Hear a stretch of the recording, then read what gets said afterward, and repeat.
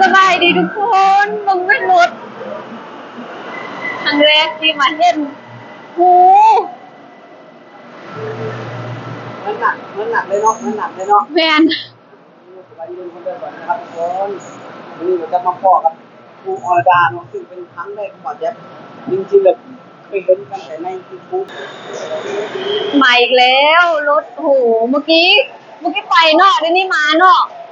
โหอันนี้เลยแบบมาแล้วโอ้โหพอแจ๊บคอยไม่เคยเห็นรถไฟใจสีมาอีกแล้วตั้งแต่เขามาอยู่นี้มาไล่เถื่อมาไล่คันอะไรคือแบบเห็นแล้วตื่นเต้นนี่เขาจะไปขึ้นเป็นบอวันหนึ่งเขาจะไปขึ้นรถไฟสักหน่อยเขาจะพาขึ้นรถไฟสายวนเนี่ยอ๋อแต่ว่าครูอรดาเก่งดีว่ะเวลารถไฟเนี่ยใช้เวลาห่างกันกี่นาทีมาบางทีที่ก็จะมาแต่ว่าไปปุ๊บอีกแป๊บเดียวลอยแป๊บเดียวมาอย่างเงี้ยแมนเมื่อกี้มาแล้วก็แป๊บเดียวมาทั้งพุ่นกับมาเนี่ยว้าวทุกคนไปมาทั้งนี้ก็ไปทั้งนั้นก็มาคือแบบมาคอยไทยเลยจ้ะโอ้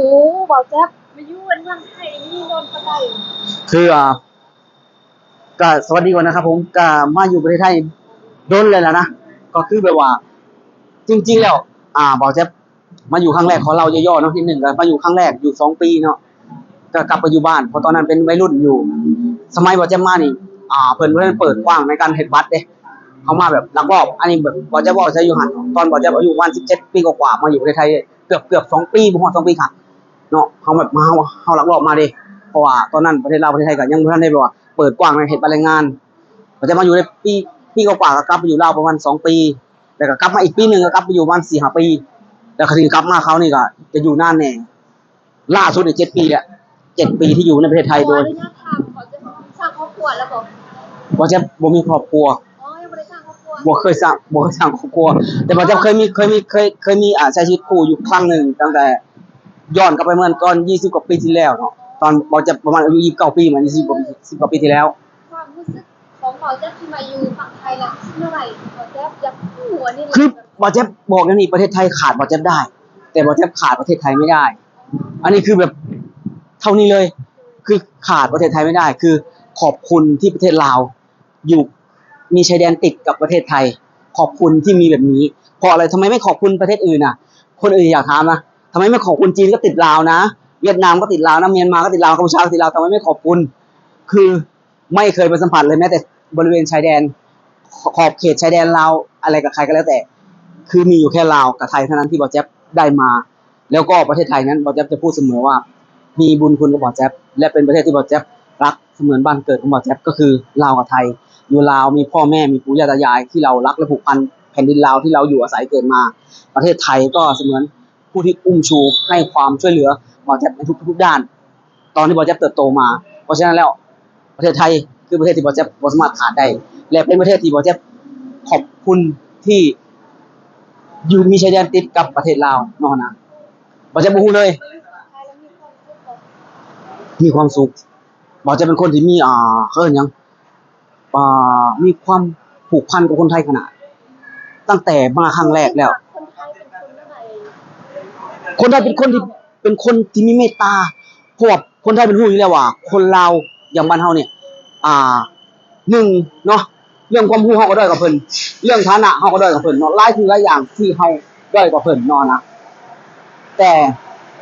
เพิ่นให้ความรักความเมตตาความเอ็นดูต่อเฮาเลยต่อคนลาวแต่สิ่งหนึ่งที่คนลาวต้องรับรู้ในเมื่อเพิ่นให้ความรักความเมตตาต่อเฮา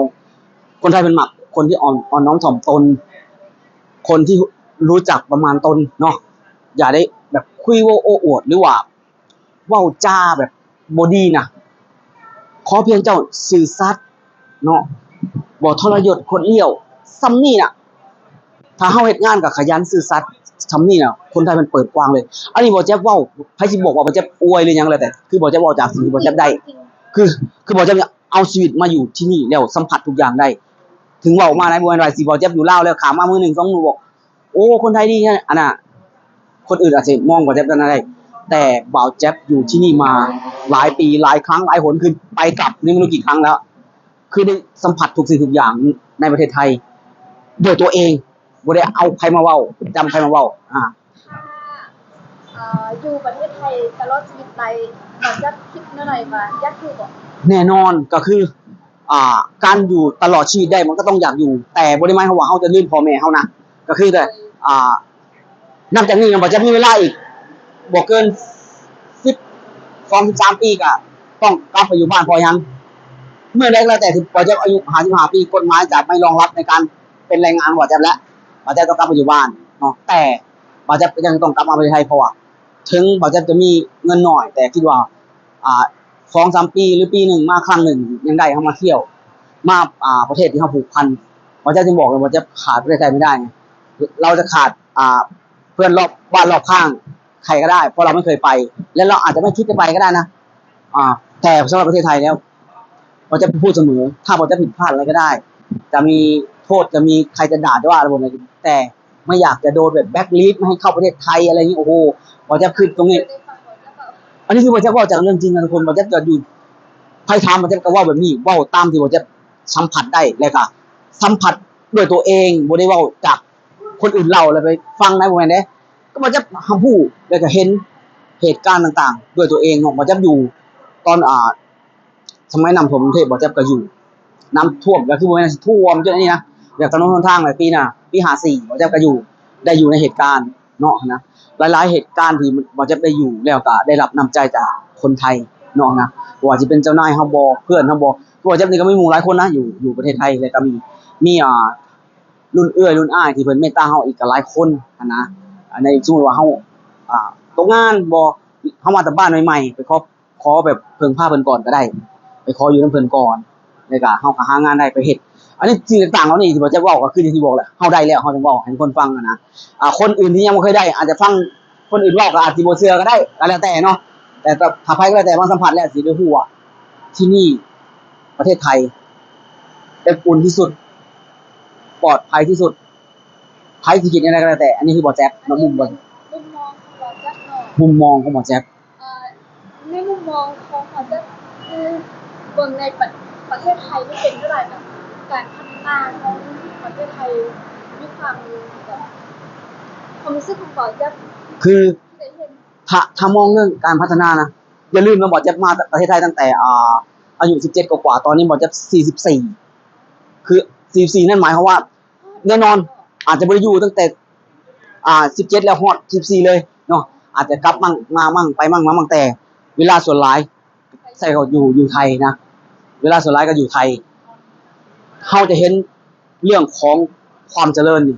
ตอนบ่แจ๊บมาตอน17ก็ยอมรับว่าเจริญแล้วแต่มันก็บ่เทียบตรงนี้นะต้องยอมรับ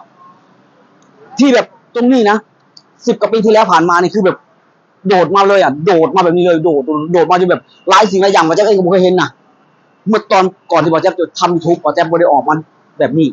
บ่แจ๊บยังบ่ได้เห็นแบบถึงความแบบรุ่งโรจน์ขนาดนี้เพราะเฮาอยู่แต่ในโรงงานพอเฮามาออกเหมือนเฮาเปิดโลกอีกโลกนึงเปิดโลกอีกโลกนึงทุกวันนี้โอ้โหความสะดวกสบายรถไฟฟ้านี่ก็เพิ่นเซ็ตแล้วหลายๆสายก็ยังมีอีกหลายสายเพิ่นก่อสร้างเนาะทางเลือกในการเดินทางใต้ดินบนดินมีรถไฟฟ้าใต้ดินบนดินมีรถไฟดีเซลรางมีรถแท็กซี่รถเมล์มีรถมีแก๊ปมีหยังที่เจ้าเรียกนะแล้วก็มีเครื่องบินมีทุกอย่างรถตู้มีเรือการทางเลือกการเดินทางเยอะแยะโอ้โหประเทศไทยแม่นสะดวกสบายเนาะบ่แจ๊บแม่นแต่สิ่งหนึ่งเลยนะครูอ้อที่บ่จะอยากฝากมาผ่านช่องของครูอ้อเนาะก็คือในนามครูเนาะในนามคุณครูบ่จะอยากจะฝากสิ่งหนึ่งเนาะไว้ในช่องของครูก็คือประเทศไทยความมีระเบียบวินัยเนาะความมีระเบียบวินัยแล้วก็สร้างจิตใต้สำนึกให้กับลูกหลานเพิ่นคุณครูก็จะเป็นผู้หนึ่งที่จะมีโอกาสถ่ายทอดสิ่งเหล่านี้ไปยังเด็กๆบ้านเฮาเพิ่นสร้างหยังก็แล้วแต่เพิ่นเฮ็ดหยังก็แล้วแต่ลูกหลานเพิ่นจะเป็นผู้สืบทอดเพราะฉะนั้นเพิ่นจะเอาสิ่งดีๆนี่มอบและส่งต่อให้ลูกหลานเพิ่นเช่นกันมื้อนี้ครูอรดามาเห็นแล้วว่าประเทศไทยเป็นแบบใด ความสะอาดนี่เกิดจากหยังเลยก็ความมีน้ำใจนี่เกิดจากหยังครูอาราจะเอาสิ่งนี้ไป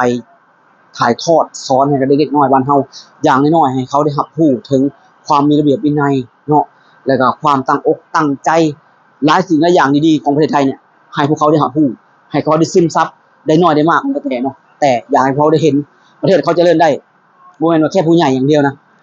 เด็กนี่แหละจะเป็นผู้พัฒนาเพิ่มเติมต่อยอดอันนี้คือบ่จะอยากฝากไว้นะพูดเอานะ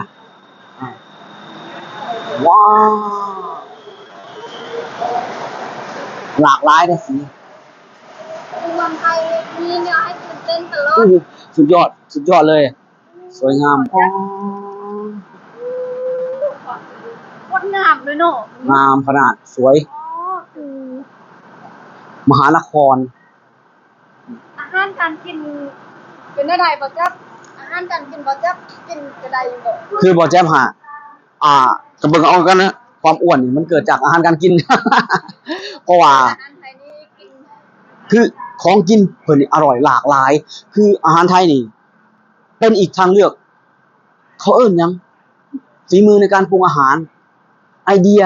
ในการคิดเมนูนี่คนไทยนี่เป็นเลิศเนาะทั่วโลกยอมรับ หลายสิ่งหลายอย่างนี่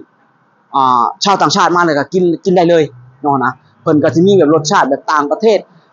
นู่นนั่นนี่มีหมดแบบเราเฮาก็มีคือกันกับอาหารทางภาคอีสานเฮาก็สามารถกินได้แต่สิ่งเหล่านั้นทางภาคอีสานบ่แจ๊บคิดว่ากับคนลาวนี่สำหรับบ่แจ๊บนะบ่ได้รู้สึกว่าแตกต่างเนาะแต่มีอาหารจานเดียวที่บ่แจ๊บคิดว่าตั้งแต่บ่แจ๊บมาจนฮอดทุกวันนี้บ่แจ๊บกินบ่เคยเบื่อผัดกะเพราไข่ดาวบ่แจ๊บกินบ่เคยเบื่อบ่ฮู้นะคนอื่นถ้าบ่แจ๊บหากมีเงินมีหยังไปอยู่ต่างประเทศหามีผัดกะเพราไข่ดาวไม่ต้องมีอาหารลาวก็ได้แต่หมายความว่าอาหารลาวบ่แจ๊บก็กินได้นะแต่ถ้ามีสิ่งนี้แล้วบ่แจ๊บอยู่ไสก็ได้แล้วผัดกะเพราไข่ดาวคือสิ่งที่บ่แจ๊บกินบ่มีวันเบื่อเนาะคิดยังบ่ออกผัดกะเพราไข่ดาวจริงๆมันมีหลายนะต้มยำกุ้งข้าวมันไก่โอ้มีหลายสิ่งหลายอย่างมาอีกแล้วโอ้แป๊บเดียวมาเนาะการเดินทางก็แบบนี้แหละครูอาราถือว่าหลายสิ่งหลายอย่างที่บ่แจ๊บบอกไปเว้าไปก็คือสิ่งที่บ่แจ๊บสัมผัสแล้วก็ได้สัมผัสด้วยตัวเองจริงๆบ่ได้ฟังไผเว้านะอาหารการกินบ่ต้องห่วงหรอกถ้าคนลาวเฮาแน่นอนอยู่แล้วในประเทศไทยอยู่ในกรุงเทพก็มีอยู่แล้วลาบน้ำตกเนาะแม้กระทั่งเขาเรียกหยังอาหารในภาคอีสานเฮานี่ทางภาคอีสานนี่แกงหน่อไม้ก็มีไข่มดแดงก็มีอยู่ในกรุงเทพนี่ก็มีเด้เพิ่นก็มีร้านอาหารอีสานขายมีครบแม่น คือมีบ้านหอย มี ก็ยังมี เขาซอยอย่างอาหารทางเหนือมันก็มีหลายสิ่งหลายอย่าง จริงๆมันคล้ายกันแหละแต่อาหารกรุงเทพก็อาจจะแตกต่างจากบ้านเฮาออกไปแต่อย่าลืมว่ามันอยู่ใกล้กันคำนี้เนาะวัฒนธรรมการกินมันก็กินอยู่บ้านเฮาก็สิมีคนเอาไปขายคือกันบัดนี้มันก็เลยว่าเรื่องอาหารกินแบบมันสบายใจแล้วบัดทุกอย่างนะสำหรับบ่แจ้งทุกอย่างเลยทุกอย่างเลย บอกจ๊ะถ้ามามีคนลาวอยากมาเที่ยวเมืองไทยแล้วชีวิตเขาควรหูมียังเดบอกจ๊ะ นี่ว่าจะเว้าในนามแรงงานนะทุกคนเนาะอาจจะบ่ได้เว้าในนามนักท่องเที่ยวเนาะขออนุญาตเพราะว่าจะเป็นแรงงานเนาะทุกคนถ้าสมมุติว่า แต่บ่จะก็ได้ไปสัมผัสสถานที่ท่องเที่ยวในประเทศไทยไม่เฉพาะในกรุงเทพมหานครเนี่ยที่สวยงามกรุงเทพมหานครก็จะมีโบราณสถานต่างๆ เช่นกัน และก็สถานที่ท่องเที่ยวที่สวยงามที่สร้างมาใหม่ที่ให้เป็นซอฟต์พาวเวอร์ต่างๆ ก็มีเยอะเนาะและต่างจังหวัดก็มีเยอะแต่สิ่งหนึ่งเลยถ้าคนลาวเฮามาเที่ยวเนาะทุกคนเนาะสิ่งหนึ่งเลยที่มาเที่ยวหนึ่งการรักษาความสะอาดเพราะยังบ่จะย้ำเรื่องนี้ เพราะบ้านเฮาสำนึกตรงนี้ยังต่ำนะบ่จะบอกตรงบ่ได้ว่าเฮาด้อยค่ากัน อยากจะให้ส่งเสริมตรงนี้เพราะว่าถนนหนทางข้างถนนบ้านเฮายังเห็นขาวโพลนถุงพลาสติกเนาะแต่ประเทศไทยจะเป็นสังเกตบ่มีและสถานที่ท่องเที่ยวเพิ่นก็มีการค้าขายหยังเลยแต่เฮาซื้อกินปุ๊บเฮาจะโยนถิ่มเลยบ่ได้จำไว้เลยจะกินเสร็จจะโยนถิ่มเลยบ่ได้นะจะโดน 2,000 บาท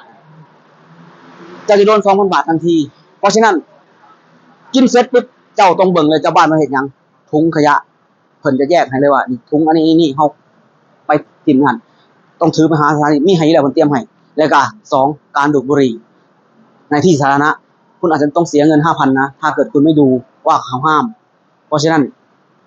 บุหรี่เป็นอีกสิ่งหนึ่งที่ใครก็แล้วแต่คนมาติดบุหรี่ให้พูดเลยว่าประเทศไทยที่สาธารณะดูดบุหรี่บ่ได้เพิ่นจะเตรียมสถานที่ไว้เนาะอย่างสวนสาธารณะก็จะมีโซนให้เนาะห้างสรรพสินค้าอาจจะมีโซนให้มันอาจจะบ่หลายนะเพราะว่า บุหรี่ทุกวันนี้มันเหมือนกับหลายคนรณรงค์บ่ให้ดูดเนาะล่ะและก็เรื่องมารยาทในการมีระเบียบวินัยสังเกตบ่ล่ะครูออนดาสังเกตบ่คนยืนต่อแถวเห็นบ่คนไปยังเขาเจะยังยืนต่อแถว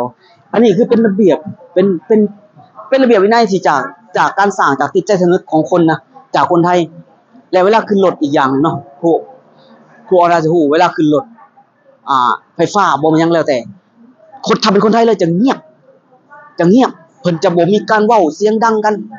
เฮาจะยินเสียงดังเนี่ยอาจจะเป็นนักท่องเที่ยวยอมรับยังมีนักท่องเที่ยวจากต่างชาติเนี่ยเขาจะกลับไปหลายที่ก็มีแต่ถ้าเป็นคนไทยเลยจะเงียบแหละเพิ่นจะเว้ากันกระซุบซิบค่อยๆนะอันนี้คือสิ่งที่คนเราต้องเฮ็ดต้องทำผู้แล้วก็ต้องปฏิบัติตามเพื่อหลีกเลี่ยงนะสายตาที่อาจจะถูกจ้องมองเพ่งเล็งนะแม่นๆก็ประมาณนี้แหละโดยรวมก็ประมาณนี้เนาะเพราะว่าที่เหลือๆก็ที่ส่วนมากที่บ่แจ๊บยังบ่ได้เว้าก็เชื่อว่าคนลาวเฮาก็อาจจะรับรู้อยู่แล้วเฮาก็ได้เบิ่งสื่อได้หยังในประเทศไทยเนาะนะแต่หลักๆประมาณ 2-3 อย่างนี่แหละนะก็ให้เฮาแบบว่าเฮ็ดแบบนี้ถ้าเฮ็ดแบบนี้แล้วเฮาก็ถือว่าสิพอกลมกลืนได้บ้างนะทุกคนก็ฝากไว้ประมาณนี้สำหรับบ่แจ๊บเนาะขอบใจหลายๆแบบแบบขอจักเนาะ แม่น ฝากช่องเด้ ๆก็บ่แจ๊บก็ขอฝากช่องผ่านช่องทางของคุณครูเนาะเพราะว่าบ่แจ๊บก็ช่องบ่แจ๊บเองก็ช่องเล็กๆช่องหนึงเนาะก็คือสตอรี่ชีวิตบ่าวแจ๊บทุกคนเนาะถ้าเกิดพิมพ์คำว่าบ่าวแจ๊บเป็นภาษาไทยก็จะขึ้นเนาะทุกคนเนาะฝากกดติดตามบ่าวแจ๊บเด้อทุกคนอยู่ในอ้อมกอดอ้อมใจนะทุกคนเนาะสำหรับคลิปนี้บ่าวแจ๊บก็ฝากไว้ว่านี่เนาะครูอดาเนาะคือว่าครูอดาสิจบคลิปได้บ่หรือว่าสิไปถ่ายต่อเดี๋ยวสิเว้าหน่อยหนึง